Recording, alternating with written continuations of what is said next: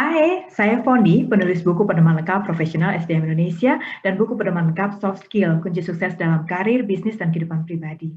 Kali ini saya akan membahas tentang assessment center. Assessment center adalah proses penilaian yang dilakukan oleh lebih dari satu penilai atau asesor dengan lebih dari satu alat ukur atau alat tes untuk mendapatkan bukti-bukti perilaku seseorang yang menunjukkan tingkat kemahiran kompetensinya. Assessment Center biasanya diselenggarakan untuk memenuhi seleksi rekrutmen atau seleksi promosi jabatan di dalam satu organisasi. Ada 7 alat tes yang umum digunakan dalam Assessment Center, yaitu diskusi kelompok, wawancara, bermain peran atau role play, in basket atau in tray, analisis kasus, pengumpulan fakta, dan presentasi. Mari kita bahas satu persatu. Yang pertama, diskusi kelompok.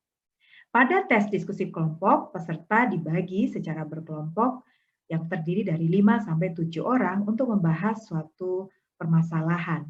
Asesor akan melakukan pengamatan perilaku dan pencatatan tentang perilaku positif maupun perilaku negatif peserta yang terkait dengan kompetensi yang dinilai. Kemudian berdasarkan pengamatan dan pencatatan tersebut, asesor akan memberikan penilaian. Yang kedua adalah wawancara. Pada tes wawancara, asesor akan bertanya, mewawancarai untuk menggali informasi tentang perilaku dan kinerja peserta di masa yang lalu untuk dapat memprediksi perilaku dan kinerjanya di masa yang akan datang. Asesor akan menggali informasi tentang situasi yang dihadapi, tugas yang diperoleh, tindakan yang diambil, dan hasil yang didapatkan. Asesor akan melakukan pengamatan perilaku dan mencatat hasil wawancara. Dan berdasarkan pengamatan perilaku dan pencatatan hasil wawancara tersebut, asesor akan memberikan penilaian. Yang ketiga adalah bermain peran atau role play. Pada tes bermain peran atau role play, asesor dan peserta akan menjalankan suatu skenario. Misalnya, skenario terkait kompetensi pelayanan pelanggan, yaitu seorang pelanggan menyampaikan keluhan kepada manajer pelayanan. Maka asesor akan berperan sebagai pelanggan yang menyampaikan keluhannya dan peserta akan berperan sebagai manajer pelayanan yang menangani keluhan tersebut. Asesor kemudian akan melakukan pengamatan perilaku dan pencatatan terkait perilaku dan gagasan yang disampaikan oleh peserta sepanjang proses bermain peran tersebut berlangsung. Dan berdasarkan pengamatan perilaku dan pencatatannya, maka asesor akan memberikan penilaian. Yang keempat adalah in basket atau in tray. Pada tes in basket atau in tray, peserta akan diminta untuk mengolah informasi yang berupa permintaan ataupun penugasan yang disajikan dalam satu set dokumen.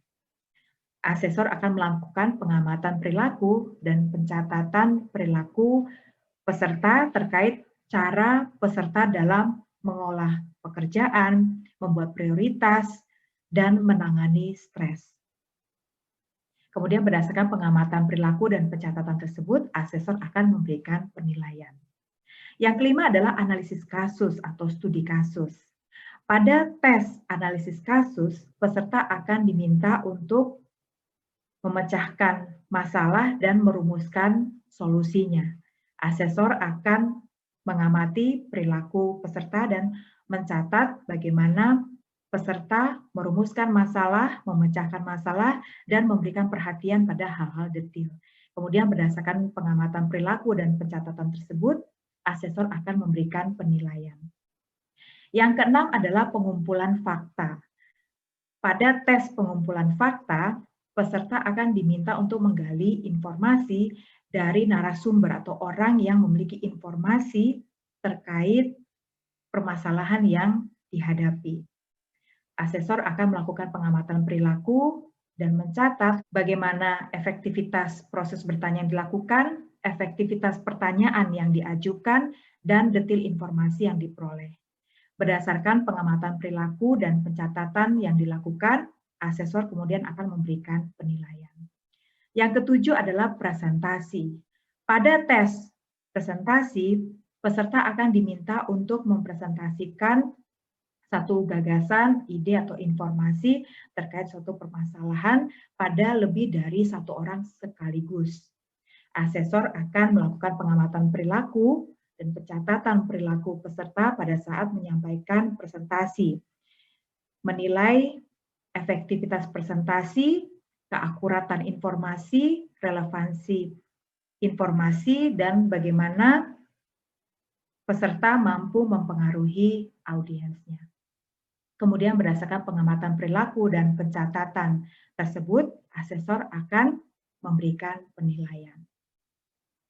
Dengan hasil dari 7 alat tes yang digunakan dalam assessment center, maka dengan yakin dapat disimpulkan tingkat kemahiran kompetensi peserta sesuai atau tidak sesuai dengan tingkat kemahiran kompetensi yang dibutuhkan pada jabatan yang akan diisi.